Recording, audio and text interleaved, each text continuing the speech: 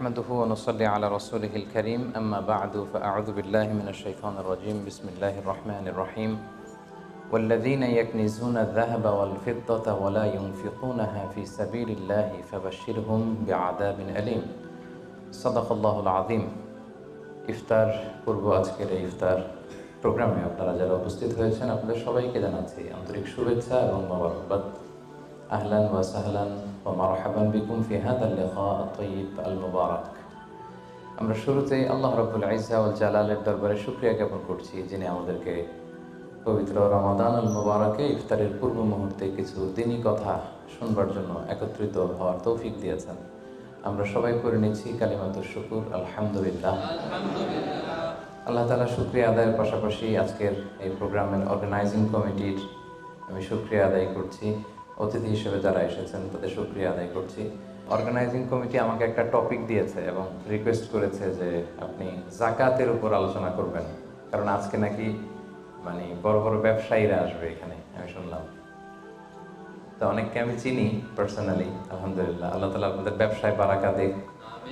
রিজিকের 10 ভাগের 9 ভাগই আসে ব্যবসা থেকে। এটাতে অনেক বরকত। রাসূল সাল্লাল্লাহু নিজেও তো বিজনেস করেছেন, তাই না? তো আল্লাহ তাআলা আপনাদের ব্যবসায় বারাকা দান করুক এবং আল্লাহ তাআলা আমাদের যাদেরকে সম্পদশালী বানিয়েছে আমরা যেন যাকাত আদায় করতে পারি নিয়ম অনুযায়ী, আল্লাহ তাআলা সেই তৌফিকটুকু আমাদের দান করুক। তো যাকাতের আলোচনা এক বৈঠকে জাকাতের সবগুলো অনুষঙ্গ টাচ করা কোয়াইট টাফ। তারপর আমি চেষ্টা করব যে এমন একটা ধারণা আপনাদেরকে দেওয়ার জন্য আজকের এই আলোচনা শুনলে হয়তো একটা ওভারঅল ধারণা আপনি পাবেন জাকাত রিলেটেড। তো হোপফুলি আমি 10টা পয়েন্টে জাকাত নিয়ে আজকে কথা বলবো ইনশাআল্লাহ বিইذنিল্লাহ। প্রথমে আমি জাকাতের গুরুত্ব ও তাৎপর্য নিয়ে কথা বলবো। এরপর জাকাত আদায় যদি কেউ না করে তাদের শাস্তি কি কোরআনে, সে ব্যাপারে কথা বলবো। এরপর জাকাত আদায়ের কিছু কোরআন বর্ণিত খাত আছে, মন চাইলেই যে কোনো জায়গায় আবার জাকাতের টাকা দেওয়া যায় না, সেই খাতগুলো কি সেগুলো আমরা জানার চেষ্টা করব। তারপর জানবো 4 নম্বরে কাদেরকে জাকাত দেওয়া যাবে না, কিছু লোক আছে যাদের জাকাত দেওয়া যাবে না। এরপর 5 নম্বরে জানবো জাকাত ফরজ হওয়ার কিছু শর্ত আছে এগুলো। 6 নম্বরে জাকাতেবল অ্যাসেট কি কি, সব অ্যাসেটে জাকাত আসে না, এগুলো আমরা জানবো। 7 নম্বরে জাকাত হিসেব করার সহজ পদ্ধতি আজকের এই জেনিথ হোটেলের বলরুম থেকে আমরা শিখে যাবো ইনশাআল্লাহ পড়ে। তো কিভাবে সহজে ক্যালকুলেশন করবেন এটা আজকে আমি বুঝিয়ে দিব। তারপরে আমাদের অনেকের কৃষি সম্পদ থাকে, কৃষি সম্পদের জাকাতটা ক্যালকুলেট কিভাবে করতে হয়। আমাদের অনেকের পশু সম্পদ থাকে, এটার জাকাতের ক্যালকুলেশন কিভাবে করতে হয়। তবে সবশেষে 10 নম্বরে বলবো যে কি দিয়ে জাকাত দিলে বা কিভাবে জাকাত দিলে জাকাতটা প্রোডাক্টিভ হবে, ইফেক্টিভ হবে। আমাদের দেশে দেখবেন যে জাকাতের শাড়ি দেয়, খুব পাতলা শাড়ি, নিম্নমানের শাড়ি, যিনি পায় তারাও ইউজ করতে পারে না, কয়েকদিন ইউজ করার পরেই এটা ব্যবহার অযোগ্য হয়ে পড়ে, রং চলে যায়, ছিঁড়ে যায়। তাহলে তো এটা ইফেক্টিভ হলো না, কি বলেন, প্রোডাক্টিভ হলো না। কিভাবে কি দিয়ে জাকাত দিলে জাকাতটা প্রোডাক্টিভ হয় সেটাও আমরা বলবো। তো আল্লাহর মেহেরবানি যে আপনারা খুবই সুশৃঙ্খল, এটা দেখে আমার ভালো লাগছে। বিভিন্ন প্রোগ্রামে একটু বিশৃঙ্খলা হয়, যেটা আমি খুবই অপছন্দ করি। বিশৃঙ্খলা হলে আমি আলোচনা করতে পারি না। এরকম সুশৃঙ্খল পরিবেশ হলে কিছুদিনই কথা শেয়ার করা যায়। তো তাহলে আসুন আমরা মূল আলোচনায় চলে যাই। প্রথমে আমরা বলবো জাকাতের গুরুত্ব এবং তাৎপর্য। সম্মানিত দিনী ভাই এবং বোনেরা, আমরা সবাই জানি যে জাকাত হচ্ছে one of the 5 pillars of Islam. ইসলামের 5টা ভিত্তির একটা, 3 নম্বর ভিত্তি। প্রথমে ঈমান, তারপরে সালাত, তারপরেই জাকাত। একটা খুঁটি, একটা তাঁবুর 5টা খুঁটি থাকে। এর মধ্যে এই তাঁবুর 5টা খুঁটিকে যদি ইসলামের 5টা পিলারের সাথে তুলনা করি তাহলে মাঝখানের খুঁটিটার নাম জাকাত। মাঝখানের খুঁটি না থাকলে যেমনি তাঁবু উঁচু হয়ে দাঁড়াতে পারে না, তেমনি জাকাত ভিত্তিক অর্থ ব্যবস্থা না হলেও মুসলিম উম্মাহ মাথা উঁচু করে দাঁড়াতে পারে না। যেমন এখন আমাদের জাকাত ভিত্তিক অর্থ ব্যবস্থা নাই, ফলে গোটা বিশ্বে আমরা কিন্তু ওইরকম নেতৃত্ব স্থানীয় বা উন্নতির একেবারে শীর্ষস্থানে ওই পর্যায়ে কিন্তু আমরা যেতে পারি নাই, কারণ জাকাতের যে ডাইনামিজম এটাকে আমরা কাজে লাগাইনি। তো যারা দান করে তাদেরকে আল্লাহ তাআলা খুব পছন্দ করে। দানশীল ব্যক্তি তিনি কিয়ামতের দিন নিজের আমল নামা দেখে বিশ্বাসই করতে পারবে না এটা তার আমল নামা। কারণ আল্লাহ তাআলা ওই দানের সওয়াবটাকে ফুলিয়ে ফাঁপিয়ে পেলে পুষে পাহাড়ের সমান করে তারপরে আমলনামায় ঢুকিয়ে দিবে। সুবহানাল্লাহ। এবং দানকারী ব্যক্তির যত বালা মুসিবত আছে দানের কারণে আল্লাহ এটা দূর করে দেয়। আরশের নিচে আল্লাহ তাআলা তাকে স্পেশাল ছায়া দিবে কিয়ামতের দিন, যেদিন কোনো ছায়ার ব্যবস্থাপনা থাকবে না। তো এই দানের ব্যাপারটা সব ধর্মে আছে। হিন্দু ধর্মেও কিন্তু দানের ব্যাপারে উৎসাহিত করে। বৌদ্ধ ধর্মে দেখবেন আছে চ্যারিটি, ডোনেশন, ফান্ড রাইজিং, এগুলো আছে। ইহুদি ধর্মে, খ্রিস্ট ধর্মেও আছে। তবে ইসলাম এক্ষেত্রে অনন্য। ইসলাম শুধু দানকে উৎসাহিতই করেনি অন্য ধর্মের মতো, ইসলাম এটাকে ফরজ বানাই দিয়েছে। সুবহানাল্লাহ পড়বেন না? নির্দিষ্ট পরিমাণ সম্পদ যদি নির্দিষ্ট সময় পরিমাণ কারো কাছে থাকে তাহলে তার উপর দান করা ইসলামে কি করে দিয়েছে? ফরজ। অন্য কোনো ধর্ম দানকে ফরজ করেনি, উৎসাহ দিয়েছে সব ধর্ম। কিন্তু ইসলাম এক্ষেত্রে ইউনিক। অন্য ধর্ম দানের ব্যাপারে ইন্সপায়ার করে, ইসলাম এটার অব্লিগেটরি বানিয়ে দিয়েছে, দিতেই হবে। এবং ইসলাম বলে আপনি দান করে জাকাত দিয়ে মোটেও যাকে দিলেন তার প্রতি করুণা করেননি। এটা তাদের প্রতি কিন্তু দয়া না। আমি আজকে যাকে জাকাত দিলাম আমি মোটেও দয়া করিনি, করুণাও করিনি, অনুকম্পাও না, বরং এটা তার হক। এটা কি? অফি আমওয়ালিহিম হাক্কুন লিসাইলি ওয়াল মাহরুম। ধনীদের সম্পদে গরিবদের হক। আল্লাহ বলেছেন অধিকার। বলা যায় যে ওরা আমাকে দয়া দেখিয়েছে। যে গরিব ভাইটা আমার জাকাত নিয়ে গেল ও আমাকে দয়া করেছে, কারণ আমার জন্য জাকাত দেওয়া ফরজ। আমার জন্য জাকাত দেওয়া কি? আমি আদায় করতে না পারলে জাহান্নামে যাব। কিন্তু যে জাকাত নেয়ার হকদার ওর জন্য কি জাকাত নেয়া ফরজ? কথা বুঝে নাই বোধহয়। গরিব মানুষ, ওর জন্য কি জাকাত নেয়া ফরজ? ও যদি বলে আমি গরিব আছি, ভালো আছে, নিব না জাকাত, কিছু করা যাবে? তো বরং ও আমার থেকে জাকাতটা নিয়ে আমাকে জাহান্নামের আগুন থেকে বাঁচালো, আমার ফরজ আদায়ের ক্ষেত্রে সহযোগিতা করে গেল। তো দয়াকে আমি করলাম না ও করলো? বলেন, দয়াকে আমি করলাম না সে করলো? সে করলো। এই জন্য আল্লাহ তাআলা বললেন অফি আমওয়ালিহিম হাক্কুন লিসাইলি ওয়াল মাহরুম। ধনীদের সম্পদে গরিবদের অধিকার আছে। এটা অধিকার, এটা কোনো রকম দয়া বা অনুকম্পা নয়। কারণ ইসলাম চায় একটা সুন্দর মানবিক সমাজ ব্যবস্থা গড়ে তুলতে।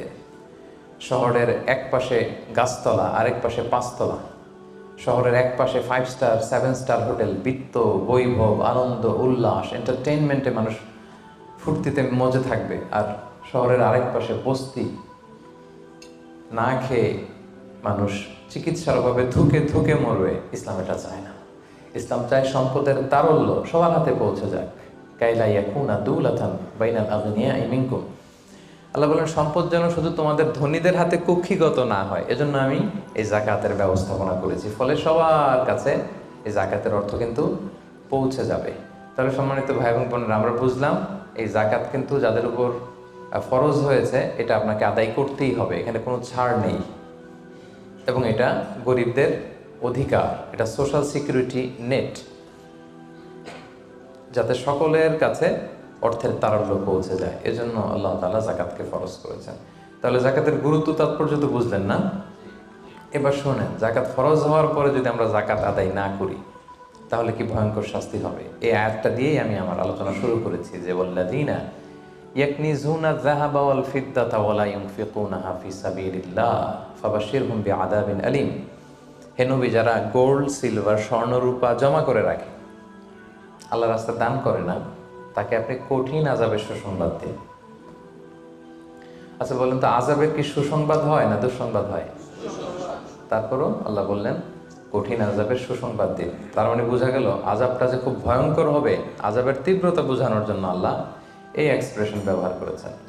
ছেলে কথা শোনে না, তখন মা বলে দুষ্টামি করতেছো, বাবা আসলে এমন মাইট দিবে মজা টের পাবা।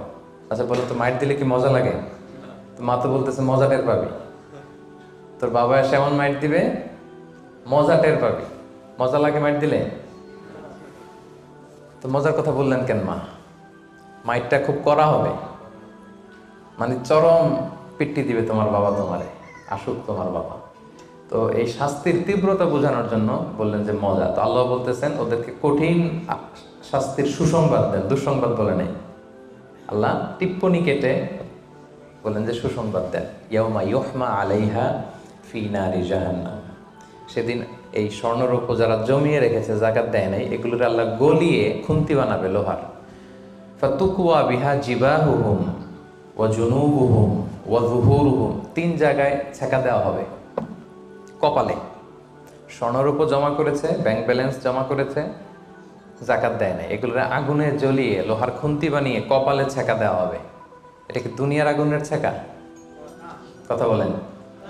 আল্লাহ জাহান্নামের আগুনকে বলেছেন নারুল্লাহিল মুকাদা আল্লাতী তাত্তালিউ আলাল আফইদা।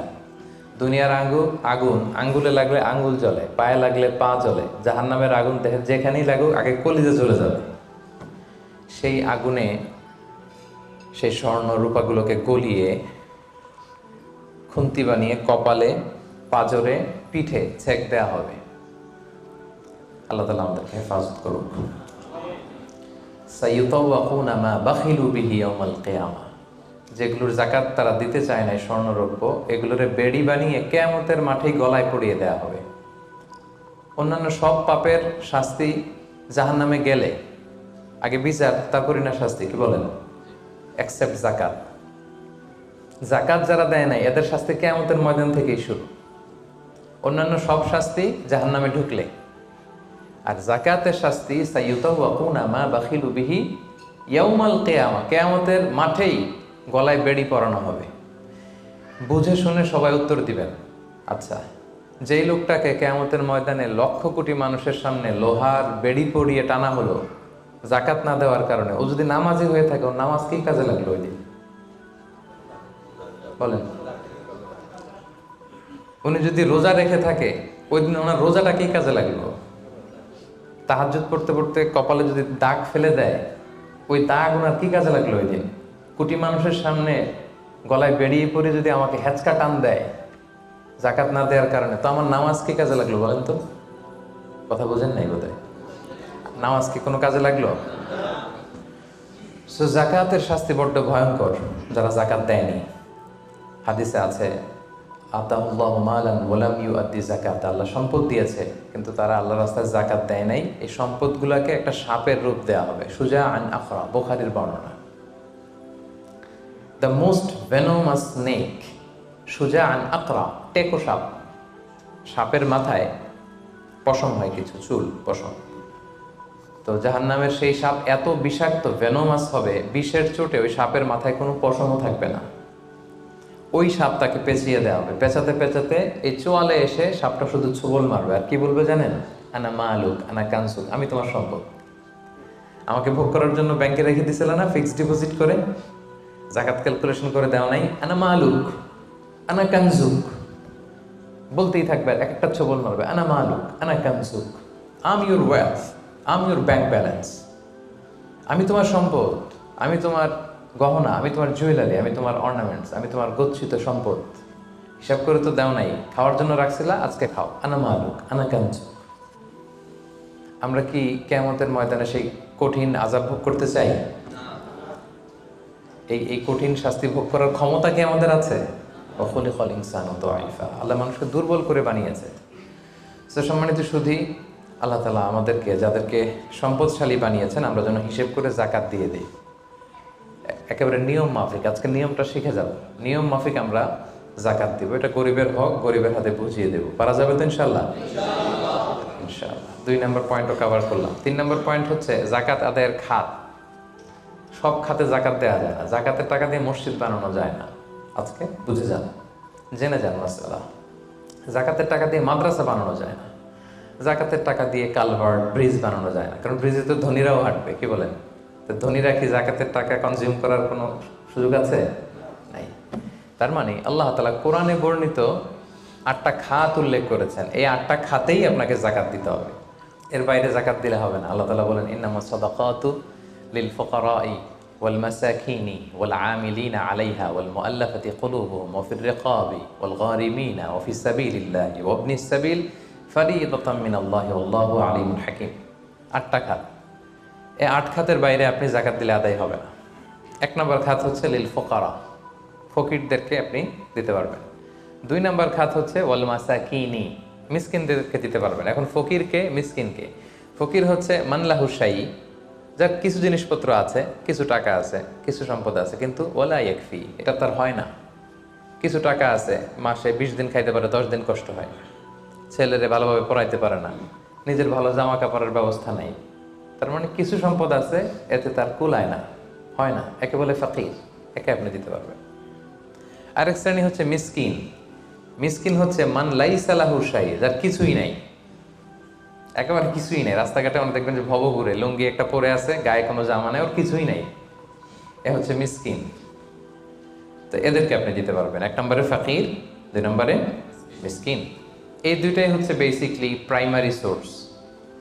এরপর আল্লাহ তাআলা বলেছেন ওয়াল আমিলিনা আলাইহা, যাকাত ফাউন্ডেশনে যারা জব করে, যাকাত ম্যানেজমেন্টে যারা কাজ করে, এদের স্টাফদেরকে যাকাতের টাকা দিয়ে স্যালারি দেওয়া যাবে। যদিও এরা ধনী হোক, এরা তো আর জাকাত নিচ্ছে না, এরা স্যালারি নিচ্ছে, এটা দেওয়া যাবে। 3টা গেল।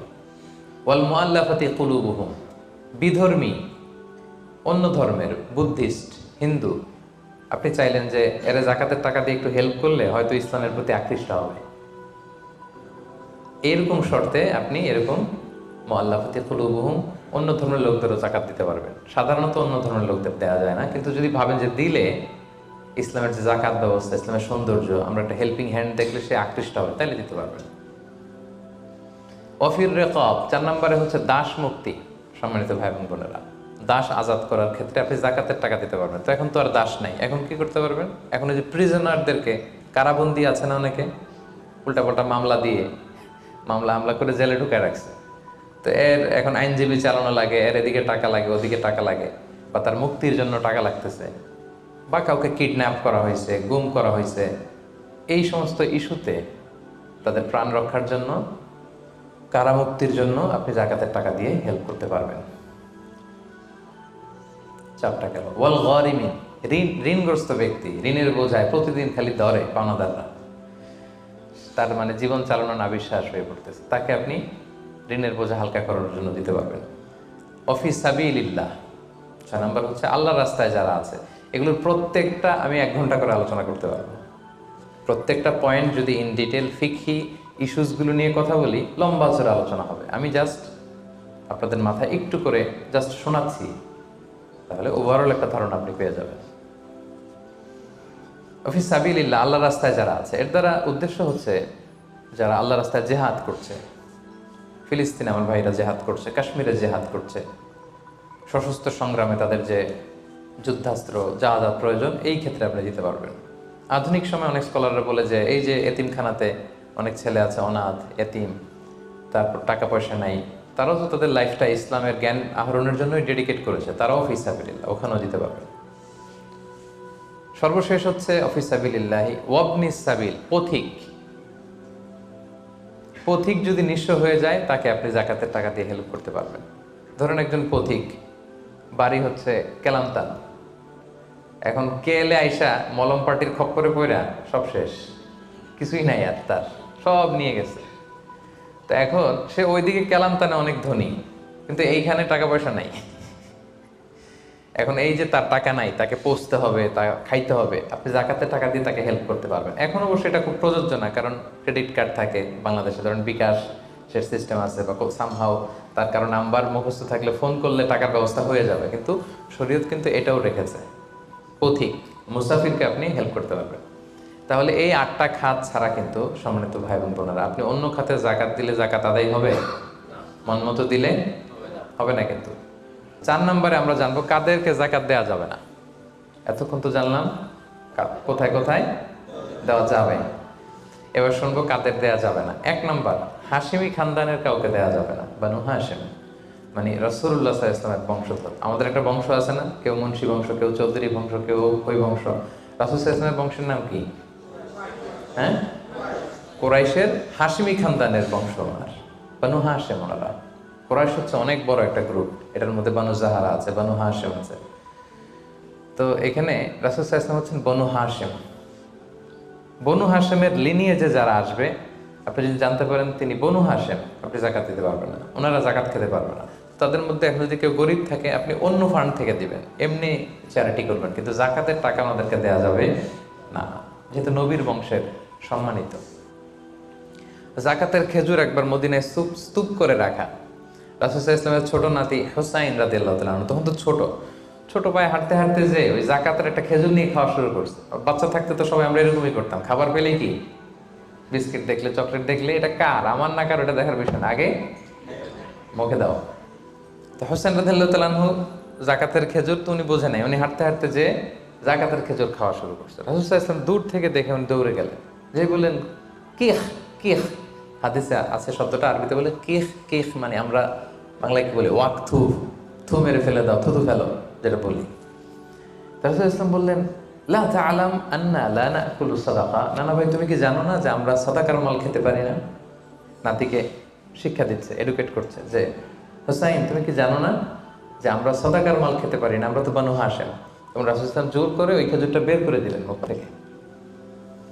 তাহলে বনু হাশেমের কাউকে দেওয়া যাবে না, অমুসলিম কাউকে জাকাত দেওয়া যাবে না, এক্সেপ্ট ওয়াল মুআল্লাফাতি কুলুবুহুম। যদি এই ইস্যু হয় যে এটা দিলে ইসলামের প্রতি তার একটু আকর্ষণ বাড়বে, এরকম হলে দিতে পারবেন, ইন জেনারেলি দেওয়া যাবে না। 3 নম্বর হচ্ছে ধনী কাউকে জাকাত দেওয়া যাবে না, যার টাকা আছে এরা জাকাত দেওয়া যাবে, পয়সাওয়ালা কাউকে না। তবে এখানে এক্সেপশন হচ্ছে ওই যে ওয়াল আমিলিনা আলাইহা, জাকাত সেন্টারে যদি জব করে স্যালারি দেওয়া যাবে। পথিক হয়ে যদি নিঃস্ব হয়ে যায়, আসলে ধনী তো রাস্তায় টাকা পয়সা হারাই ফেলছে, তাকে দেওয়া যাবে। আল্লাহ রাস্তায় জেহাদ করতেছে ধনী, কিন্তু জেহাদের সামগ্রীর মধ্যে যদি জাকাতের সম্পদের কিছু থাকে ওটাও নিয়োগ করতে পারবে। 4 নাম্বার, ঔরসজাত সম্পর্কের কাউরে জাকাত দেওয়া যায় না। হ্যাঁ, আপনার বাবা, আপনার মা, আপনার নানা নানি, দাদা দাদি, যত উপরে যাক এদেরকে আপনি জাকাত দিতে পারবেন না। আপনার নিচের যারা, আপনার ছেলে মেয়ে, আপনার নাতি নাতনি, এদের ছেলে মেয়ে যত যাবে, যত নিচে যাক, জাকাত দিতে পারবেন না। গেল। 5 নাম্বার হচ্ছে স্বামী তার স্ত্রীকে জাকাত দিতে পারবে না। কেন? কারণ স্ত্রীর ভরণ পোষণ দেয়া স্বামীর জন্য কি ফরজ বা ওয়াজিব। তা আপনার তো তার ভরণ পোষণ দিতে হবে, আপনি জাকাত দেবেন কিভাবে? স্ত্রী দিতে পারবে হাজবেন্ডকে। ইন এনি কেস আসলে হাজবেন্ড ওয়াইফের মধ্যে জাকাত দেওয়ানোর সম্পর্ক নাকি? তো ভালোবাসার সম্পর্ক, স্বামী স্ত্রীর মধ্যে তো ভালোবাসার সম্পর্ক। তো ইন এনি কেস ইসলাম বলে যে প্রত্যেকে কিন্তু ইন্ডিভিজুয়াল। একটা জিনিস খেয়াল রাখবেন, আপনি আর ভাবির জাকাত কিন্তু একসাথে হবে না, বুঝতে পারছেন? ভাবির জাকাত ভাবি দিবে, আপনার জাকাত আপনি দিবেন। ইসলামে প্রত্যেককে আলাদা ইন্ডিভিজুয়াল হিসেবে আল্লাহর কাছে দাঁড়াইতে হবে। নামাজের হিসাব যেমনি আমার আলাদা, আমার বউয়ের আলাদা, জাকাতেরটাও আমার আলাদা, আমার স্ত্রীর আলাদা। অনুরূপভাবে যাদের ভরণ পোষণের দায়িত্ব আপনার কাঁধের উপর, তাদেরকে আপনি জাকাত দিতে পারবেন না, কারণ এটা আপনার দায়িত্ব, এজন্য পারবেন না। এবার জাকাত ফরজ হওয়ার শর্ত আছে, এই শর্তগুলো আমরা শুনব। 5টা শর্ত। প্রাইমারি শর্ত হচ্ছে নেসাব পরিমাণ সম্পদের মালিক হওয়া, আর এটা হাওলানিল হাওল, 1 বছর থাকা। এগুলো হচ্ছে প্রাইমারি শর্ত। আরও 3টা সেকেন্ডারি শর্ত হচ্ছে আল মিলকিয়া, পূর্ণ ওনারশিপ থাকা, আর জিয়াদা, এটা আপনার অতিরিক্ত টাকা এটা হওয়া, আর হচ্ছে আদামুদ্দুয়ুন, ঋণ না থাকা। এই 5টা শর্ত আমি ব্যাখ্যা করলে আপনি বুঝবেন। 1 নম্বর হচ্ছে নিসাব পরিমাণ সম্পদের মালিক হওয়া। আপনি সামান্য কিছু সম্পদের মালিক হইলে এখান থেকে জাকাত দিতে হবে, শরীয়ত কিন্তু এটা বলে নাই। সুবহানাল্লাহ। আপনি জাকাতের নিয়ম শুনলে দেখবেন যে ইসলাম কতটা ব্যালেন্সড। একটা থ্রেশহোল্ড আছে, একটা স্ট্যান্ডার্ড আছে, এই মানে গেলে দিবেন। সেটা কত? সেটা গোল্ড আর সিলভার দিয়ে রাসূল সাল্লাল্লাহু আলাইহি ওয়াসাল্লাম দিয়েছেন, কারণ তখন গোল্ড আর সিলভারের কয়েন ছিল, মুদ্রা ছিল। আগে কিন্তু সোনা আর রূপা দিয়েই মুদ্রা বানানো হতো, পরে এটা পেপার মানি শুরু হয়েছে, কাগজের টাকা। তো একটা হচ্ছে দিনার আর একটা দিরহাম। তো রাসূল সাল্লাল্লাহু আলাইহি ওয়াসাল্লাম যে থ্রেশহোল্ড বেঁধে দিয়েছেন সেটা হচ্ছে 7.5 তোলা স্বর্ণ বা 52.5 তোলা রূপা। আই রিপিট, এটা সবাই জানেন আশা করি, যে 7.5 তোলা স্বর্ণ আর 52.5 তোলা রূপা। আধুনিক সময়ে গ্রাম দিয়ে দোকানদাররা হিসাব করে, তো গ্রাম দিয়ে যদি আপনি বুঝেন তাহলে 85 গ্রাম স্বর্ণ অথবা 595 গ্রাম রূপা, এটা হচ্ছে থ্রেশহোল্ড নিসাব, অথবা এর সমপরিমাণ অর্থ, ক্যাশ টাকা যদি আপনার কাছে থাকে, তাহলে আপনি নিসাবের মালিক হয়েছেন। যেদিন আপনি এই নিসাবের মালিক হবেন ওই দিনটা আপনি ডায়েরিতে টুকে রাখবেন, কারণ এটা যদি 1 বছর আপনার কাছে এরকম থাকে, 1 বছর পরে যে আপনি জাকাত দিবেন, কিভাবে দিবেন আমি সামনে বলবো। তো এই নেসাব নিয়ে একটা প্রবলেম আছে। প্রবলেমটা হচ্ছে 7.5 তোলা স্বর্ণ আর 52.5 তোলা রূপার দাম কিন্তু এক না। 52.5 তোলা রূপার দাম খুব কম, আর 7.5 তোলা স্বর্ণের দাম অনেক বেশি। এটা হইল একটাই কম আর একটা বেশি। ঘটনা হচ্ছে রাসূল সাল্লাল্লাহু আলাইহি ওয়াসাল্লাম যখন এই থ্রেশহোল্ডটা বেঁধে দিয়েছিলেন নিসাবটা, তখন দুইটার মান সমান ছিল। তখন 7.5 তোলা স্বর্ণ দিয়ে 52.5 তোলার মতো রূপা পাওয়া যেত, অথবা কেউ 52.5 তোলা রূপা বিক্রি করলে 7.5 তোলা স্বর্ণ পেত। কিন্তু পরে সিলভার ফল করতে শুরু করলো, ফল করতে করতে আজকে এই অবস্থা। গোল্ড আবার খুব একটা ফল করে নাই, ফলে গোল্ডের স্টেবিলিটিটা এখনো রয়ে গিয়েছে। তো এখন আপনি কোনটা ধরে দিবেন জাকাতটা? যদি আপনি রূপা ধরেন, কথার কথা, রূপা যদি এই 1 ভরির দাম 1000 টাকা হয়, তাহলে 52.5 ভরির দাম কত? 52,500 টাকা। কিন্তু স্বর্ণ যদি আপনি হিসাব করেন, 1 ভরি যদি 50,000 হয়, 7.5 ভরি কত? 3.5 লাখ প্লাস, তাহলে প্রায় 7 গুণ কম বেশি, তাই না? এটা নিয়েই হয়ে গেছে জটিলতা। তো এখন আপনি কোনটা ধরে দিবেন? অনেকে বলে না গোল্ড দিব, কারণ গোল্ড ফল করে নাই, এটার যে স্ট্যান্ডার্ড এটা এখনো বজায় আছে। এটা নিয়ে অনেক আলোচনা, আমি খুব সংক্ষেপে বলি। কেউ বলে গোল্ড দিব, কেউ বলে রূপা দিব। এখন আমি কি বলি? আমি আপনাদেরকে সাজেস্ট করব আপনারা রূপারটা ধরবেন। রূপারটা ধরলে কি লাভ হবে জানেন? দুই দিকেই লাভ, আপনারও লাভ, যিনি নিবে আরও লাভ। রূপারটা ধরলে বেশি সংখ্যক লোক জাকাত দান করতে হবে, তাই না? আর বেশি সংখ্যক গরিব লোকও টাকা পাবে, কি বলেন? তো দুই পক্ষে লাভ হইল না? এখন প্রশ্ন করতে পারেন, হুজুর ও পাইছে ওর লাভ, আমার লাভ কি? আপনার তো সবচেয়ে বড় লাভ, আপনি তো সওয়াব পাবেন আখিরাতে। এটা আমাদের বেশি দরকার না? কি বলেন? যিনি গ্রহীতা উনি পেয়ে লাভ, তার লাভ হইল, আর যিনি দাতা তিনি সওয়াব পেয়ে লাভবান হইলেন, তিনি সম্মানিত জাকাত দাতা হইলেন। অল্প আসুক না, ধরেন আপনার 1000 টাকা জাকাত আসছে, তা আপনি যদি 1000 টাকা জাকাত দেন, এটা আপনার হৃদয়ে একটা প্রশান্তির কারণ হবে না যে আমি সম্মানিত জাকাত দাতা, আলহামদুলিল্লাহ, আই এম এ জাকাত পেয়ার। এবং এত বড় একটা ফরজ ইবাদতের লিস্টে যে আপনি ঢুকতে পারছেন, এটাও তো কম কিসে, কি বলেন? এজন্য স্বর্ণেরটা না ধরে রূপারটা ধরবেন। আপনাদের যে টাকা পয়সা, আপনাদের তো হীরা দিয়ে করা দরকার আপনাদের নেশা। এনিওয়ে, তো এজন্য আপনারা রূপারটা ধরবেন, তাহলে লোকজন উপকৃত হবে বেশি, সম্মানিত ভাই এবং বোনেরা। তাহলে 5টা শর্তের প্রথমটা তো বুঝে গেছেন, নিসাব, কি বলেন? নিসাব বুঝে গেছেন না? 2 নম্বর শর্ত হচ্ছে শুধু এই নেশাব পরিমাণ সম্পদের মালিক হইলেই হবে না ভাইরা, এটাকে হাল আনিল হাউল বলে, মানে 1 বছর আপনার কাছে থাকতে হবে। দেখেন ইসলাম কতটা ভারসাম্যপূর্ণ। কিছু টাকা আপনার কাছে থাকলে এই জাকাত দাও না, এটা 1 বছর থাকতে হবে। যদি দেখা যায় যে আপনার সব খরচ শেষে 1 বছর এই টাকাটা আপনার কাছে অলস পড়ে আছে, তাহলে বোঝা গেল যে আপনি সম্পদশালী এবং আপনার অর্থের একটা স্টেবিলিটি আছে, কি বলেন? তাহলে আপনি নেশাব পরিমাণ সম্পদের মালিক হলেন, এবং 1 বছর যদি থাকে, 1 বছর শেষে আপনি জাকাত দিবেন। এই বছরটা কিন্তু সৌর বছর না, সোলার ইয়ারে হিসাব করলে হবে না, এটা লুনার ইয়ারে, চান্দ্র বৎসরে। খেয়াল রাখতে হবে, সৌর বছর জানুয়ারি ফেব্রুয়ারি মাসের যে হিসাবটা, এটা 365 দিনে 1 বছর। কিন্তু যেটা লুনার ইয়ার, চন্দ্র বছর, এটা কতদিন 1 বছর কে জানে? কেউ জানেন না? 300 হ্যাঁ 354 দিন, রাইট, 354 দিন, সামান্য কিছু সময়। তো 11 দিনের কিন্তু এখানে ডিফারেন্স আছে, 11 দিনের ডিফারেন্স আছে। তো আপনি হিসেব করবেন হচ্ছে চান্দ্র বছর অনুযায়ী, সৌর বছর অনুযায়ী না। তো সৌর বছর অনুযায়ী যদি করেন, তাহলে আপনার জাকাত কিন্তু 2.5% থাকবে না। চান্দ্র বছর অনুযায়ী আপনার 2.5%, সৌর বছর করলে ওইটা 2.58% হয়ে যাবে, একটু বাড়বে না? কারণ কতদিন বেশি? 11 দিন বেশি, পার্সেন্টেজও বেড়ে যাবে। তখন কিন্তু জাকাত আপনার 2.5% থাকবে না, 2.58%। বলার আগে বুঝে যায়, কারণ সব ব্যবসায়ী সারাদিন ক্যালকুলেটর নিয়ে কোত্থেকে শিপমেন্ট হইলো, কত মিলিয়ন গেল, কত মিলিয়ন ঢুকলো, সব মুখস্থ, যেন বলার আগে বুঝে ফেলতেছে চটচট করে, মাশাআল্লাহ। তো তখন আর 2.5% হচ্ছে না, 2.58% হচ্ছে। তাহলে সম্মানিত ভাইরা, আপনি ধরেন, উদাহরণস্বরূপ ধরেন যে আপনি গত রমজানের 20 তারিখে সর্বপ্রথম নিসাব পরিমাণ সম্পদের মালিক হয়েছে। তো তারপরে আপনি খেয়াল করবেন যে দেখি সারা বছর এই পরিমাণ অতিরিক্ত অলস টাকা আমার কাছে পড়ে থাকে কিনা। থাকতে থাকতে থাকতে থাকতে এই রমজানের 20 পর্যন্ত দেখেন যায় টাকা ওইটা তো আছে, আরও হয়েছে টাকা।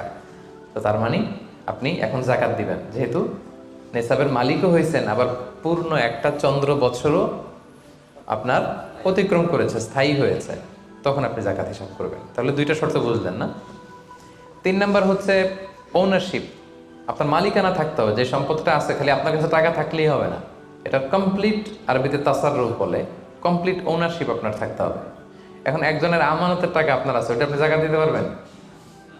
একজন 5 লাখ টাকা আমানত রাখছে, আপনি এটা জাকাত দেওয়া শুরু করছেন, হবে? সেটা তো উনি জাকাত দিবে, এটা তো আপনার আমানতের টাকা, এই টাকা তো আপনার বুঝাই দিতে হবে। তো আমানতের টাকা কিন্তু কমপ্লিট ওনারশিপ আমার থাকে না, এটার হিসাব আমি করবো না। তো এটা বুঝে গেলেন। 4 নাম্বার হচ্ছে এই টাকা আপনার অতিরিক্ত হইতে হবে, আরবিতে বলে জিয়াদা। দেখেন ইসলাম কত সুন্দর। ইসলাম বলে আপনার নিজের পার্সোনাল এক্সপেন্সিস, আপনার লিভিং কস্ট, আপনার সব ধরনের অ্যাকোমোডেশন, আপনার ট্রান্সপোর্টেশন এক্সপেন্সিস, আপনার মেডিকেল এক্সপেন্সিস, আপনার বাচ্চার স্কুলিং, আপনার ইয়ারলি ট্রিপ যদি থাকে, এন্টারটেনমেন্ট, ধরেন বছরে আপনি একবার ফ্যামিলি আউটিং করেন, এই খরচটা যত খরচ আপনার হতে পারে, এই সব খরচ শেষেও কিছু টাকা আপনার থেকে যায়, ইসলাম বলে ওইটার উপরে জাকাত দিবে। সুবহানাল্লাহ। জিয়াদা, অতিরিক্ত হওয়া শর্ত। আপনার লাগে, যদি আপনার এই টাকা লাগে, ওটা তো আপনি ইউজ করবেন। আপনার টাকার ব্যবহারের জন্য সবচেয়ে বেশি হকদার কে? আপনি নিজে। আপনার সব খরচ আলহামদুলিল্লাহ সুন্দরভাবে চলে, এরপরেও নিসাব পরিমাণ টাকা বছরব্যাপী যখন আপনার রয়ে গেল, ইসলাম বলে জাস্ট 2.5%। সুবহানাল্লাহ। তাহলে অতিরিক্ত হইতে হবে। সর্বশেষ শর্ত, 5টা শর্তের সর্বশেষ শর্ত হচ্ছে ঋণ থাকতে পারবে না। ঋণ থাকলে ওইটা জাকাত থেকে বাদ যাবে। ধরেন আপনার আছে 5 লক্ষ, কিন্তু আবার ঋণও আছে 5 লক্ষ, কথার কথা, তো এটা তো আপনি আগে ঋণ দিবেন, আপনি তার জাকাত দিতে পারবেন না। এই কথাটা কি বুঝতে পারছেন? আচ্ছা, ঋণ ভাই 3 ধরনের। কয় ধরনের? 3 ধরনের। একটা হচ্ছে আপনার একবারে পরিশোধ করতে হবে, এরকম ঋণ থাকে না, যে আমি মুরাদ ভাইয়ের কাছ থেকে 1 লক্ষ টাকা নিলাম, আজকে আমার জাকাতের হিসাব করার ডেট, তো 1-2 মাসের মধ্যে টাকাটা দিতে হবে। তো তখন এই যে 1 লক্ষ টাকা উনি পাবে, এই টাকাটা আমি বাদ দিব আমার অন্যান্য অ্যাসেট থেকে, বাদ দিয়ে যদি দেখি যে না তারপরেও জাকাত হয় দিব, আর না হলে দিব না, কারণ এটা একবারে দিতে হবে। ওনারা বলছে যে 1 লক্ষ আমি একবারে দিয়ে দিব আপনাকে 1 মাস পরে, এইভাবে ঋণটা নিয়েছিলাম। তাহলে কিছু কিছু ঋণ আছে একবারে পরিশোধযোগ্য, ওকে, এটা জাকাতের ক্যালকুলেশন থেকে বাদ যাবে। কিভাবে বাদ যাবে আমি ক্যালকুলেশন করে দেখাবো। ঋণের দ্বিতীয় প্রকার হচ্ছে ইনস্টলমেন্টের কিছু ঋণ আছে, কিস্তিতে দেয়া লাগে। লেটস সে আমি 1 কোটি টাকা দিয়ে একটা গাড়ি কিনেছি, BMW গাড়ি, বা 50 লক্ষ টাকা দিয়ে আমি একটা হুন্ডা গাড়ি কিনেছি, 50 লক্ষ টাকা। তো এটা আমি কিস্তিতে কিনেছি। কিস্তির ঋণ যদি হয় তাহলে আপনি কিন্তু পুরোটা বাদ দিতে পারবেন না, তখন সর্বোচ্চ 12 মাসের কিস্তি বাদ দিতে পারবেন, 12 মান্থসের, তাও এই চন্দ্র মাসের হিসাবে। কারণ জাকাতের হিসাবটা কি 12 মাসের হিসাব, তাই না? এটা একটা ইয়ারলি ক্যালকুলেশন। আপনি পুরোটা যদি একবারে বাদ দেন তাহলে তো আপনার আর জাকাতই দেওয়া লাগবে না। কি বলেন? বাংলাদেশে অনেক বড় বড় সিআইপি ব্যবসায়ী আছে, ওনারা হাজার হাজার কোটি টাকা ব্যাংক থেকে ব্যবসায়ের কারণে ঋণ নেন এবং ওনাদের ঋণ খেলাপি হয়। তো ওনারা যদি বলে হুজুর আমার তো ঋণ আছে, তো উনি আর জাকাত দিবে কি? ওনারাই তো আমার জাকাত দেওয়া লাগবে এখন। কি বলেন? এরকম বড় বড় সিআইপিরা যদি ঋণের দোহাই দেয়, উনি আর জাকাত দিবে কি? উনি তো ঋণী, তাহলে ওনারাই কিছু জাকাত আমাদের দেওয়া লাগবে, কারণ আমরা জাকাতের 8টা খাতের মধ্যে একটা পড়েছি, বল গরিমিনা। কি বলেন? ঋণগ্রস্ত ব্যক্তিকে জাকাতের টাকা দিয়ে হেল্প করা যায়, তো উনি আর দিবে কি? ওনারে দেই আমরা। ওই ঋণ বাদ দেওয়া যাবে না। ইনস্টলমেন্টের ঋণ হইলে 12 মাসের, আর ওইরকম ঋণ খেলাপি 1000 কোটি টাকা, এগুলো বাদ দেওয়া যাবে। 3 নাম্বার ঋণ হচ্ছে লাক্সারি পণ্য কিনতে যে ঋণ হয়, এই ঋণ জাকাত থেকে বাদ দেওয়া যাবে না।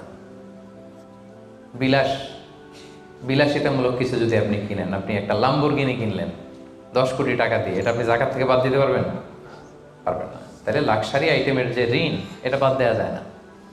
তাহলে ঋণের ব্যাপারটা পুরোপুরি বুঝে গেছেন না? এই 5টা শর্ত যদি থাকে আপনার মধ্যে পাওয়া যায়, অর্থাৎ আল্লাহ তাআলা আপনাকে একটা নিসাব পরিমাণ সম্পদের মালিক বানিয়েছেন, এটা আল্লাহ তাআলা পুরো 1 বছর আপনার এই পরিমাণ টাকা আপনার মধ্যে স্টেবল ছিল, এবং এটার পূর্ণ ওনারশিপ আপনার আছে, এবং এটা আপনার সব খরচের অতিরিক্ত, এবং সবশেষে এটা আপনার ঋণের বাইরে, ওই সম্পদ থেকে আল্লাহ তাআলা আপনাকে জাকাত দিতে বলেছেন। তাহলে জাকাতের শর্ত সবার ক্লিয়ার? এবার হচ্ছে জাকাত যোগ্য সম্পদ কি কি? জাকাতে বলে অ্যাসেট, সব সম্পদে জাকাত হয় না। এই পয়েন্টটা খুব গুরুত্বপূর্ণ, আপনাদেরকে মনোযোগ দিয়ে শুনতে হবে। আপনারা মনোযোগ দিয়ে শুনতেছেন তো? আপনি ধরেন ওই যে উদাহরণ দিয়েছিলাম, গত রমজানের 20 তারিখে নেশাব পরিমাণ সম্পদের মালিক হয়েছেন, দেখলেন সারা বছর আছে এই টাকাটা, তো এই 20 রমজানে তো আপনি এখন হিসাব করবেন, তাই না? তো হিসাবে আপনি কি কি ধরবেন? সব সম্পদে জাকাত নাই, আপনার বাসার যে ফার্নিচার, এটা হিসাব করা লাগবে না। আপনার যে ফ্রিজ, আপনার যে এয়ারকন, আপনার যে থাকার যে ফ্ল্যাটটা, আপনার যে বাংলো বাড়ি, এগুলোতে কোনো জাকাত নাই। আপনার চলার জন্য যে গাড়িটা লাগে, এগুলোতে কোনো জাকাত নাই। আপনার নিজের জন্য যে ল্যাপটপ, মোবাইল, যত কিছু আছে, গ্যাজেট বলেন, এগুলোতে কোনো জাকাত নাই। তাহলে কিসে জাকাত আছে? জাকাতে বলে অ্যাসেট কি, জাকাতযোগ্য সম্পদ কি, সেটা আমরা শুনি। 1 নম্বর হচ্ছে সোনা রূপা, gold and silver in its any form, যে কোনো ফর্মে, যে কোনো ফর্মে। এটা জুয়েলারি হোক, অর্নামেন্টস হোক, এটা বার হোক, বিস্কিট হোক। অনেকে গোল্ডের বার কিনে না, দেখবেন 999-এর ফাইনেস্ট গোল্ড, একেবারে খাপটাত নাই, 24 ক্যারেটের গোল্ড, 999 লেখা থাকবে এটার উপরে চকচকে, আপনার গোল্ডের বার, গোল্ডের বিস্কিট। অনেকে শখ করে গোল্ডের প্লেট টেট, তৈজসপত্র এগুলো কিনে। হ্যাঁ, স্বর্ণের ঘড়ি অনেকে কিনে। পুরুষের জন্য কিন্তু স্বর্ণের ঘড়ি, আংটি কোনোটাই পরা বৈধ না। কিন্তু যদি কেউ কিনে, স্বর্ণের কলম আছে, শখ করে কিনে অনেকে, টাকা রাখার জায়গা পায় না, তো ভাবে যে একটা কলম কিনে ফেলি স্বর্ণের, তারপর স্বর্ণের ঘড়ি, স্বর্ণের এই সেই। তো এরকম জুয়েলারি বলেন, তৈজসপত্র বলেন, যা যা আছে আপনার সব হিসাব করতে হবে in its any form. Gold and silver, এটা জাকাতেবল অ্যাসেট। বোনেরা অনেক সময় প্রশ্ন করে যে যেই গহনা আমি পরি, এটারও কি জাকাত দিতে হবে? ইখতিলাফপূর্ণ মাসালা, বিশুদ্ধ মত হচ্ছে দিতে হবে। 3 মাযহাব বলছে দেয়া লাগবে না, ইমাম আবু হানিফা বলছে দেয়া লাগবে, এবং আবু হানিফা রাহিমাহুল্লাহর কথাটাই ভ্যালিড, বেশি যুক্ত। সুনানে আবু দাউদের হাদিস, আম্মা জান আয়েশা রাদিয়াল্লাহু তাআলা আনহা স্বর্ণের বা রূপার একটা আংটি পরে আছেন। রাসূল সাল্লাল্লাহু আলাইহি ওয়াসাল্লাম বলেন জাকাত দিছো? আম্মা জান বলেন না, এটা পড়ছি যাতে আপনার সামনে আমি আমার সৌন্দর্য বাড়াতে পারি। রাসূল সাল্লাল্লাহু আলাইহি ওয়াসাল্লাম বললেন হাসবুকি মিনান নার, জাহান্নামে ঢুকাতে এটাই যথেষ্ট। সাথে সাথে জাকাত দিয়ে দিলেন আম্মা জান আয়েশা। তো আম্মা জান আয়েশা তো এটা পরিহিতা ছিলেন, কি বলেন। আরেক নারী আসলেন তার মেয়েকে নিয়ে, হাতে 2টা স্বর্ণের চুড়ি।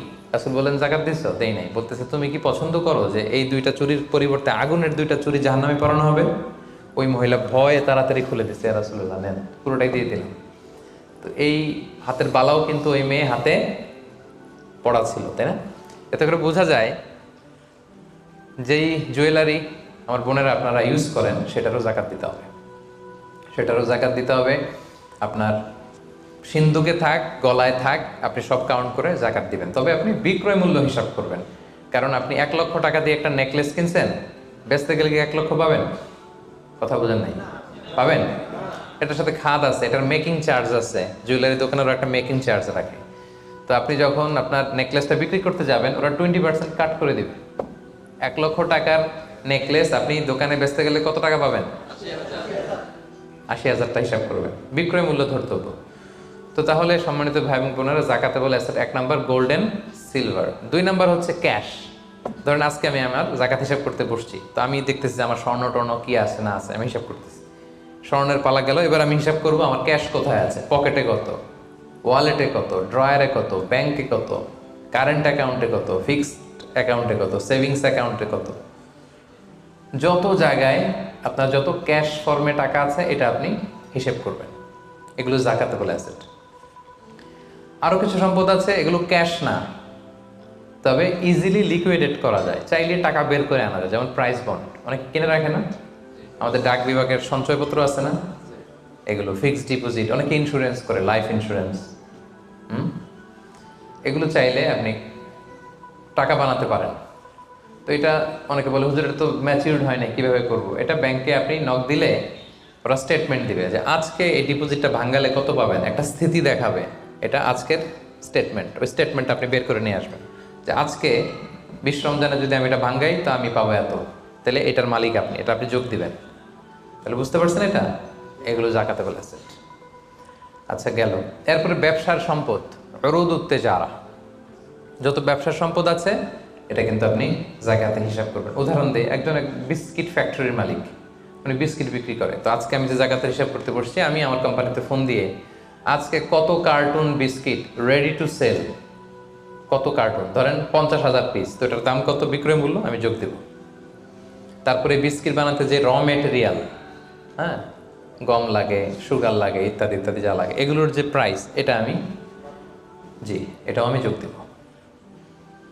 ওখানে ধরবো না কি, ওখানে ধরবো না হচ্ছে যেটা ফিক্সড অ্যাসেট। ব্যবসার ক্ষেত্রে ফিক্সড অ্যাসেট ধরতে হয় না। যেমন ধরেন আপনার ফার্নিচার, বা কারো বিস্কিট ফ্যাক্টরি, তার ফ্যাক্টরির যে জায়গাটা এটা আসবে না। মেশিনারি, যে মেশিনে করে বিস্কিট বানায় ওইটা আসবে না। তারপরে ধরেন এটা লরি ট্রাকে করে বিভিন্ন জায়গায় আমি পাঠাই আমার প্রোডাক্টগুলো, এই যে ট্রাকের দাম টাম এগুলো কিন্তু ধরা হবে না, এগুলো ফিক্সড অ্যাসেট মেশিনারি ধরতে হবে না। শুধু প্রোডাক্ট রেডি টু সেল অথবা র মেটেরিয়াল এগুলো ধরবো। শেয়ার বাজার আছে, অনেকে শেয়ার কিনে, এটাও আপনি ধরবেন। ওইদিন আপনি হিসেব করবেন।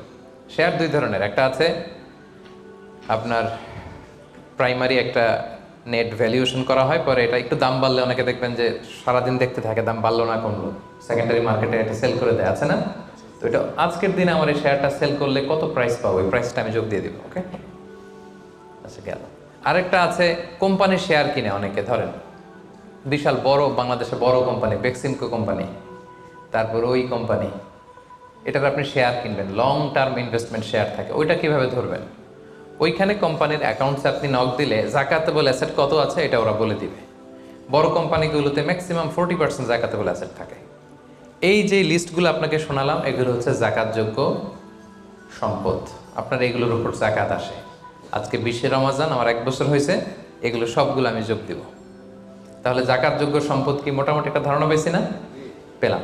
এবার সহজে জাকাত কিভাবে হিসাব করব? অর্ধেক তো হিসাব করেই ফেললাম, কি বলেন? এই যে লিস্ট করে করে স্বর্ণ, ক্যাশ, ডিপোজিট, সঞ্চয়পত্র, আমার শেয়ার বাজার, আমার ইনভেস্টমেন্ট, আমার ডিপোজিট, আমার এটা এটা এটা করতে করতে করতে করতে বিশাল, ধরেন একটা উদাহরণস্বরূপ বলি যে ধরেন 20 লাখ দাঁড়ালো আমার, 20 লাখ টাকা, স্বর্ণের দাম সহ ইত্যাদি সহ সবসময়। এবার হিসাবটা কিভাবে করব? হিসাবটা খুব সহজ। আমার জাকাতেবল অ্যাসেট আমি সব হিসাব দিয়ে পাইলাম কয় লাখ টাকা? 20 লাখ। এবার আমার যদি ঋণ থাকে, আমি ঋণটা এখান থেকে বাদ দিব। আমরা শুরুতে বলছিলাম এক ধরনের ঋণ আছে একবারে দিয়ে দিতে হবে, এরকম একবারে ঋণ দেওয়ার যদি আমার কিছু থাকে ওইটা আমি বাদ দিব। ধরেন আমার একবারে ঋণ দেওয়ার আছে 5 লাখ টাকা, যেটা আমাকে একবারই পরিশোধ করতে হবে অল্প কিছুদিনের মধ্যেই, তাহলে এটা আমি বাদ দিতে পারবো। তো 5 লাখ টাকা যদি 20 লাখ টাকা থেকে বাদ দিয়ে কত থাকে? 15 লাখ। এরপর আমি বলেছিলাম যে কিস্তিতে যে ঋণগুলো থাকে সেক্ষেত্রেও আমি বাদ দিতে পারবো ম্যাক্সিমাম 1 বছর, 12 মান্থস। ধরেন যে বড় একটা কিছু আমি কিনেছি, সেখানে 12 মাসের আমার যে ঋণ, সেই ঋণ আসতেছে ধরেন যে কিস্তিতে, ধরেন আরো 5 লাখ, তাহলে কত বাদ গেল? 5 5 10 লাখ, থাকলো কত? এই 10 লাখ হচ্ছে আপনার নাও জাকাতেবল অ্যাসেট। এই 10 লক্ষের উপর আপনি 2.5% জাকাত দিবেন। আর হিসাবটা যদি আপনি সূর্য বছর অনুযায়ী করেন তাহলে 2.58% দিবেন। সহজ হয়ে গেছে না মোটামুটি? হ্যাঁ, মোটামুটি সহজ হয়েছে না? এরপর এক একজনের এক এক ধরনের বিজনেস, এক এক ধরনের কোশ্চেন থাকবে। এটা পার্সোনালি কোনো মুফতির কাছে বা যে কোনো স্কলারের কাছে আপনার পার্সোনাল আলাদা করে হিসাব করা লাগলে এটা করে নেবেন। কিন্তু ওভারঅল জাকাতের কিভাবে ক্যালকুলেট করতে হয় এবং প্রসেসটা কি, রাইট প্রসেস, এটার একটা ধারণা তো আপনারা পেয়েছেন নাকি? বুঝতে পারছেন না সবাই? আচ্ছা, এরপরে বলেছিলাম ফসলের জাকাত, মানে কৃষি সম্পদের জাকাত। কিছু চাষ করলেই জাকাত দিতে হয় না, এটার একটা নিসাব আছে, সেটা হচ্ছে কমপক্ষে 18 মণ। কমপক্ষে কয় মণ? 18 মণ। কমপক্ষে 18 মণ হইলে ফসলের জাকাত দিতে। আল্লাহ বলেন, ইয়া আইয়ুহাল্লাযীনা আমানু আনফিকু মিন তাইয়্যিবাতি মা কাসাবতুম ওয়া মিম্মা আখরাজনা লাকুম মিনাল আরদ। জমিন থেকে যেটা উৎপন্ন করে দেই এটাও আল্লাহর রাস্তায় দান করো। ওয়া আতু হাক্কাহু ইয়াউমা হাসাদি, যেদিন ফসল হারভেস্টিং করে ঘরে তুলবেন ওই দিনই জাকাত দিতে হবে। মজার ব্যাপার হচ্ছে ফসলের ক্ষেত্রে বা কৃষিজ পণ্যের ক্ষেত্রে কিন্তু 1 বছর অপেক্ষা করা লাগে না। এর আগে টাকা পয়সা, স্বর্ণালঙ্কার এগুলো 1 বছর আছে কিনা দেখতে হয়। কিন্তু যারা কৃষি কাজ করে ফসলের ক্ষেত্রে 1 বছর 1 বছর নাই, ফসল যেদিন কাটবেন ওই দিনই ফসলের জাকাত। তো ফসলের জাকাতের জন্য 1 বছর ওয়েট করা লাগে না। তো আপনি নিজে ধরেন ধান খাওয়ার জন্য আপনি ফসল করছেন 10 মণ, ওটার জাকাত দেওয়া লাগবে? বুঝে থাকলে উত্তর দেন। 10 মণ ধান আমি করেছি, কেন লাগবে না? 18 মণ হয় নাই। দেখেন শরীয়ত কত সুন্দর, কিছু আপনি করলেই জাকাত দিতে বলে নাই, এটা একটা স্ট্যান্ডার্ড আছে। লাইসা ফিমা দুনা খামসাতে আউসুকিন সাদাকা, 5 ওয়াসাকের নিচে জাকাত হয় না। 1 ওয়াসাকে কত এভাবে হিসাব করে বের করা হয়েছে 720 কেজি, 18 মণ। 18 মণের নিচে হইলে জাকাত দেওয়া লাগবে না। আর একটা ব্যাপার হচ্ছে যে কোনো ফসলে জাকাত হয় না যে ফসলগুলোকে গুদামজাত করা যায়, পচনশীল যদি হয় হবে না। যেমন আম রাখা যায়, কলা রাখা যায়, পেঁপে রাখা যায়, শাকসবজি রাখা যায়, রাখা যাবে হচ্ছে চাল, ডাল, গম, ভুট্টা, খেজুর, এগুলা। গুদামজাত যদি করা যায়, ওগুলো যদি 18 মণ হয়, তাহলে আপনি জাকাত দেবেন। তো জামের চাষ যারা করে তারা কি মোটেও দিবে না জাকাতের কোনো কিছু থাকবে না? হ্যাঁ, থাকবে। তাদের হচ্ছে উরুদুত্তি যারা ব্যবসার হিসাবে, ওই যে হিসাব করবে যেদিন, ওই দিন দেখবে যে আজকে আমার বিক্রি করার মতো কয় খাঁচি আম আছে, 40 খাঁচি আছে, দাম কত, ওই অন্যান্যর সাথে যুক্ত করে নেবে। কিন্তু ফসলের দিতে হইলে কমপক্ষে 18 মণ, এবং এটা গুদামজাত করা যায় এমন পণ্য হইতে হবে। কিভাবে দিব বলেন? 18 মণের বেশি করছেন, ধরেন 100 মণ হয়েছে আপনার ধানের, কিভাবে দিবেন? 2.5% দিবেন না। ফসলের জাকাতের হিসাব হচ্ছে ওশর আর নিসফে ওশর। আরবি বুঝতে যদি কষ্ট হয়, সহজ করে বলি, 10% আর 5%। ফসলের জাকাত হচ্ছে ভাই 10% আর 5%। 10% আরবিতে বলে ওশর। কখন 10%? যখন এটা ইরিগেটেড ল্যান্ড হয়, আল্লাহর দেয়া বৃষ্টির পানিতে চাষ হয়ে যায়, আপনার আলাদা করে সেচ দেয়া লাগে না, আল্লাহর দেয়া বৃষ্টিতেই হয়ে যায়। এটা হচ্ছে কস্ট ফ্রি কাল্টিভেশন, আপনার খরচ টরচ নাই, আল্লাহ বৃষ্টি দিছে, ধান বুনে দিছেন, হয়ে গেছে। এটা 10% দেবেন, 100 মণ হইলে 10 মণ।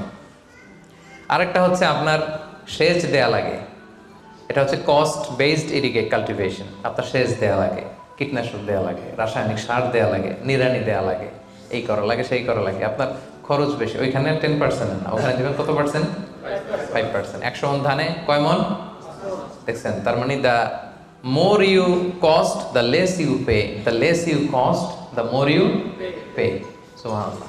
এখন যদি বলেন হুজুর আমার তো কিছু বৃষ্টির পানিতেও হয়, আবার আমিও কিছু পানি দিই, এখন কি করবেন বলেন দেখি, কে বলতে পারে?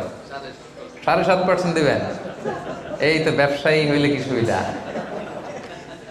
তখন আপনি মাঝামাঝি দিবেন, যেহেতু বৃষ্টির পানির ফ্যাসিলিটিও আপনি পেয়েছেন, আপনারও পানি শেষ লাগছে, দুইটা যেহেতু, তাহলে 5 আর 10 এর মাঝামাঝি কত? 7.5। তো আপনি তখন 7.5% দিবেন। এটা হচ্ছে বিশাল আলোচনারে এক নির্যাস আমি আপনাদেরকে শোনালাম। চলে গেল কৃষি সম্পদ। এবার পশু সম্পদের জাকাত কিভাবে দিবেন? পশু সম্পদের যে লিস্ট, এটা আমাদের জন্য অ্যাপ্লিকেবল না। 40টা ছাগল হলে একটা ছাগল বছর শেষে, 30টা গরু হলে বছর শেষে, 5টা উট হলে, এটা আমাদের জন্য অ্যাপ্লিকেবল না। কারণ পশু সম্পদের জাকাত যদি দিতে হয়, শর্ত হচ্ছে এটা সায়েমা হইতে হবে। সায়েমা মানে পশুগুলা বনে বাদারে যে ঘাস লতা পাতা নিজেই খেয়ে আসে, এটার কোনো খাওয়ানো টাওয়ানো লাগে না। কিন্তু আমাদের যে পোলট্রি শিল্প, আমাদের যে গরুর ফার্ম, এটাতে ফ্যানের নিচে রাখতে হয়। অস্ট্রেলিয়ান গাভী যারা পালে দেখবেন উপরে ফ্যান, যে দারোয়ান ওর ফ্যান নাই, কিন্তু গরুর উপরে ফ্যান, কারণ এই বাতাস না খেলে ওটা বাঁচবে না। ওইটারে ইঞ্জেকশন দিতে হয়, ওইটারে এই দিতে হয়, ওইটার ভুসি খাওয়াও, ওইটারে এই খাওয়াও। তো এই পোলট্রি শিল্প, হ্যাচারি শিল্প, দুধের বিজনেস যারা করে, তাদের আসলে রাসূল সাল্লাল্লাহু আলাইহি ওয়াসাল্লাম যে পশু সম্পদের জাকাতের যে লিস্ট বলেছেন, ওইটার আওতাভুক্ত হবে না। তো তারা কি কোনো জাকাত দিবে না? দিবে। ওই যে উরুদুত্তি যারা ব্যবসায়ের পণ্য হিসেবে, আমি দুধ বিক্রি করি, সো আজকে যখন আমি হিসাব করব, আমি দেখবো যে আমার কত লিটার রেডি টু সেল, জানলাম যে 300 কেজি আজকে আমার দুধ আছে, এটা বিক্রি হবে, এটার দাম কত, এটা আমি যোগ দিয়ে দিব। জাকাতে বলে অ্যাসেট যত আছে এগুলোর সাথে যোগ দিয়ে হিসাব করবো। বুঝতে পারছেন? সহজ হয়ে গেল না? 10টা পয়েন্টের 9টাই শেষ। সর্বশেষ পয়েন্ট আমাদের ছিল যে কিভাবে জাকাত দিলে বেশি প্রোডাক্টিভ হবে। আমরা শুরুতে বলেছি জাকাতের শাড়ি বলে ইসলামের শাড়ি নেই, জাকাতের লুঙ্গি বলে লুঙ্গি নেই, এগুলো দিলে জাকাত যথাযথভাবে আসলে আদায় হয় না। তো জাকাতটা আমরা প্রোডাক্টিভ ওয়েতে দিব। দুইভাবে দিলেই আদায় হয়। একটা হচ্ছে আপনার রেগুলার যে নেসেসিটি, এগুলো পূরণের জন্য জাকাত দিলেও হবে। যেমন খাওয়া নাই, তো আপনি খাবার কিনে দিলেন, জামা নাই, জামা কিনে দিলেন, চিকিৎসার অভাব, অসুস্থ, আপনি ওষুধ কিনে দিলেন, আদায় হবে। কিন্তু একটা দারিদ্র বিমোচন হবে না? হবে। আজকে আপনি কিছু খাবার দিলেন, ও খেয়ে কালকে আবার ওদিকে জাকাতের লাইন, ওদিকে যে দাঁড়াবে, কি বলেন? এরপরের দিন শুনবে যে ওইখানে নাকি শাড়ি দিবে, ওইখানে যাবে। আপনি যদি পার্মানেন্ট সলিউশন করার ট্রাই করেন, এইটা হচ্ছে সবচাইতে ইফেক্টিভ, সবচাইতে প্রোডাক্টিভ। তো সেটার জন্য কোনো ফাউন্ডেশনের আন্ডারে, কোনো বোর্ডের আন্ডারে যদি করা যায়, বা আপনাদের মতো বিজনেস ম্যাগনেট যারা আছেন, আপনাদের যদি কোনো জাকাত ম্যানেজমেন্ট এরকম বোর্ড থাকে, আপনারা যদি করতে পারেন, আপনাদের এলাকায়, আপনারা চাইলে এভাবে দারিদ্র বিমোচন করতে পারবেন। তবে এটার জন্য শর্ত হচ্ছে মনিটরিং করা লাগে। ধরেন আপনি একজন মহিলা সেলাই করতে জানে, তাকে সেলাই মেশিন কিনে দিলেন। একজন গরু পালতে চায়, গরু কিনে দিলেন। অস্ট্রেলিয়ান গাই কিনে দিলেন 2টা, এটার দুধ বিক্রি করে ফ্যামিলিটা মোটামুটি চলতেছে। এদের এক ছেলে আছে, সে সিএনজি চালাতে জানে, তো একটা সিএনজি কিনে দিলেন। এলাকায় সিএনজি চালায়, অটোরিকশা চালায়, ভ্যান চালায়, তার ফ্যামিলিটা চলবে না মোটামুটি? সে আর অন্য জায়গায় যে জাকাতের টাকা চাইবে? চাইবে না। এটা প্রোডাক্টিভ। তবে এটার ক্ষেত্রে আপনি যে পরে দিতে যাবেন না কিছু, দেখবেন কার কিসে আগ্রহ। আপনি যে সিএনজি কিনে একজনকে দিলেন, কদিন পরে দেখবেন যে সিএনজি পেয়েছে ও গাঁজা কিনে খাইতেছে। এরকম আছে। আপনি একটা কিনে দিয়েছেন, ওইটাতে তার আগ্রহ নাই, ওটা দিবেন না। একজন এসে বললো যে আমি আমার ছেলে ভ্যান চালাই, 4 বছর আগের পুরান এক ভ্যানটা নষ্ট হয়ে গেছে, একটা ভালো ভ্যান হইলে আমাদের ফ্যামিলিটা চলতো। দেখলেন যে সে ভ্যান চালায়, ভ্যান চালানোর যোগ্যতা আছে, এরা এটা দিলে কাজ হবে, এরা 2টা ভ্যান কিনে দেন। একজন সিএনজি চালায়, সিএনজি নষ্ট হয়ে গেছে, তারে কিনে দেন। গরু পালার অভ্যাস আছে, নিতে চায়, স্বাবলম্বী হতে চায়, তাকে দেন। একজন এসে বললো যে আমার ছেলেটারে আমি বিদেশ পাঠাইতে চাই, ও যদি বিদেশে যায় আমার ফ্যামিলিটা সচ্ছল হবে, 5 লক্ষ টাকা লাগবে ওরে পাঠাতে, আমরা গরিব মানুষ 2 লাখ জোগাড় করছি, আর 3 লাখের জন্য পাঠাইতে পারতেছি না। চমৎকার, যদি দেশের বাইরে পাঠানো যায়। আপনি ওখানে 3 লাখ টাকা দিয়ে ছেলেটারে বিদেশে পাঠাই দিলেন, ওর প্রবাসী হিসেবে ও যে টাকা পাঠাবে, ওর পাঠানো টাকায় ওর ফ্যামিলিটা সচ্ছল হয়ে গেল, ঠিক না? এইভাবে যাকে যেটা দিলে এটা আপনি বুঝবেন, যার ক্ষেত্রে যেটা অ্যাপ্লিকেবল, তাকে যদি আপনি ওইভাবে জাকাতের টাকাটা দেন, ওটা বেশি প্রোডাক্টিভ হবে, ওটা বেশি ইফেক্টিভ হবে। এইভাবে প্ল্যান করে করে যদি আপনারা আপনাদের জাকাতের টাকাগুলো যারা হকদার তাদের হাতে তুলে দিতে পারেন, একে তো সে স্বাবলম্বী হবে, দারিদ্র বিমোচন হবে, এবং সমাজ থেকে আমাদের দারিদ্রতা উঠে যাবে। দারিদ্রতা খুব খারাপ জিনিস। রাসূল সাল্লাল্লাহু আলাইহি ওয়াসাল্লাম এই দারিদ্রতা থেকে পানাহ চাইতেন। রাসূল সাল্লাল্লাহু আলাইহি ওয়াসাল্লাম সবসময় পড়তেন, আল্লাহুম্মা ইন্নী আউযু বিকা মিনাল ফাকরি ওয়াল কিল্লাতি ওয়াল যিল্লা, মানে হে আল্লাহ, আমি দারিদ্রতা, আমি কমতি আর আমি জিল্লতি থেকে পানাহ চাই। রাসূল সাল্লাল্লাহু আলাইহি ওয়াসাল্লাম সবসময় দারিদ্রতা থেকে পানাহ চাইতেন। তো এই দারিদ্রতা বিমোচনের জন্য জাকাতের যে ডায়নামিজম, এটা আমাদেরকে প্রপার ওয়েতে কাজে লাগাতে হবে। আশা করি যে 10টি পয়েন্টে আপনাদের সাথে জাকাত ম্যানেজমেন্টের উপর আলোচনা করেছি। সবাই বুঝতে পারছেন না পয়েন্টগুলো? ওভারঅল কিভাবে জাকাত প্রসেসটা হয়, জাকাত দিতে হয়, একটা ধারণা হয়েছে না? আল্লাহ তাআলা আমাদের সবাইকে কথাগুলো বোঝার ও আমল করার তৌফিক দান করুন। আল্লাহ তাআলা তার মেহেরবানিতে আমাদের যাদেরকে সম্পদশালী বানিয়েছেন, আমরা যেন জাকাত দিয়ে ধন্য হতে পারি, আল্লাহ তৌফিক দান করুন। আমরা যেন এই জাকাতের মাধ্যমে দারিদ্রতা বিমোচন করতে পারি, অভাগা সুবিধাবঞ্চিত মানুষের মুখে যেন আমরা হাসি ফোটাতে পারি, আল্লাহ তাআলা তৌফিক দান করুন। আমি আপনাদের সবাইকে আন্তরিক শুভেচ্ছা, শুকরিয়া এবং অভিনন্দন জানিয়ে এখানেই আজকের প্রোগ্রাম শেষ করছি। হাযা মা ইনদি ওয়াল ইলমু ইনদাল্লাহ, আলাইহি তাওয়াক্কালতু ওয়া ইলাইহি উনীব। সুবহানাকাল্লাহুম্মা ওয়া বিহামদিকা আশহাদু আল্লা ইলাহা ইল্লা আনতা আস্তাগফিরুকা ওয়া আতুবু